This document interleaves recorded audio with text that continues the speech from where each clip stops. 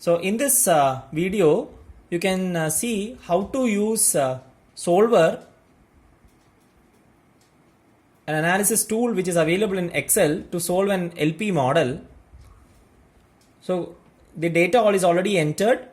So go to Data, Solver tool on the right side. You can see the Solver parameters to be entered. So the first thing is objective function value. So it is nothing but the total cost, where it is to be selected which cell is calculating the objective function value.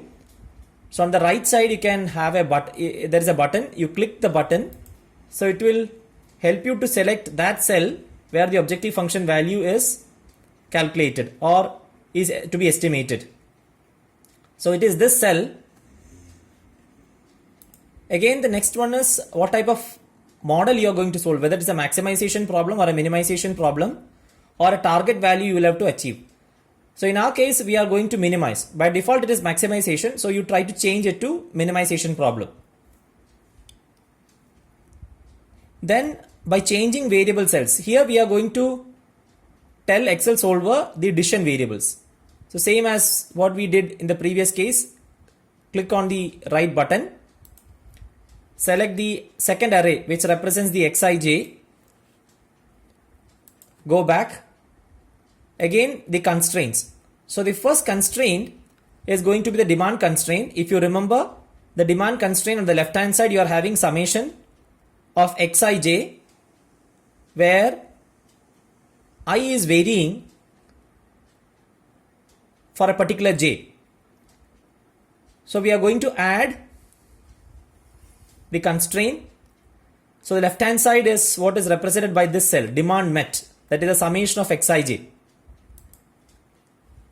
which is equal to the demand or requirement at Bangalore, which is 165. We'll press the add button. Same way, the demand met at Chennai is equal to the demand requirement at Chennai 135. Add. Again the demand met at Delhi is equal to the demand at Delhi 280. Add. Then again the demand met at Mumbai is equal to the demand at Mumbai 200. Then the demand met at Lucknow is equal to the demand at Lucknow. The demand at Kolkata is equal to demand at Kolkata. So if you press add button and then if you cancel, you can see all the constraints are added. So all the demand constraints. So how many demand constraints will be there? There will be 6 demand constraints because there are 6 market locations. So there are 6 demand constraints which is being added. Now again we will add the second type of constraint, which is the capacity constraint. So the capacity constraint is going to be entered. So here the capacity used at Ahmedabad, which is the sum is given, sum total of the row is given, which should be less than or equal to 350. Add. Again the capacity utilized at Buddy is less than or equal to 400. Add. The capacity utilized at Hubli is less than or equal to the Hubli capacity. Add.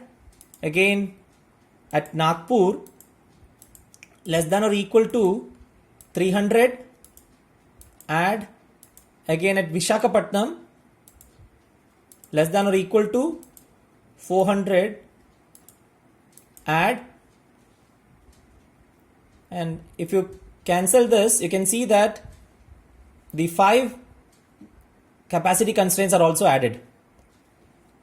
If you can recollect the presentation where we have discussed the mathematical model, the next constraint was the non-negativity constraint, which will be taken care if you tick this box which tells the make the unconstrained variables non-negative.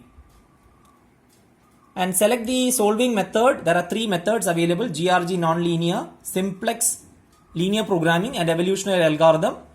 We'll be using simplex linear programming LP.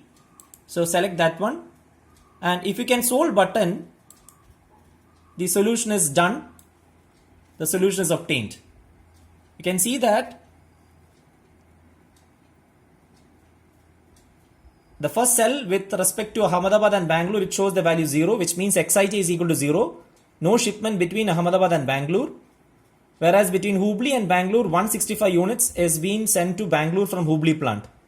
Same way, 280 units is sent from Badi to Delhi. So you can see that this is the allocation that has been done, and the total cost is going to be 7,73,770, which is the optimum cost. So with this, I am ending the first part of the problem 1. The second part will be discussed in the next video. Thank you.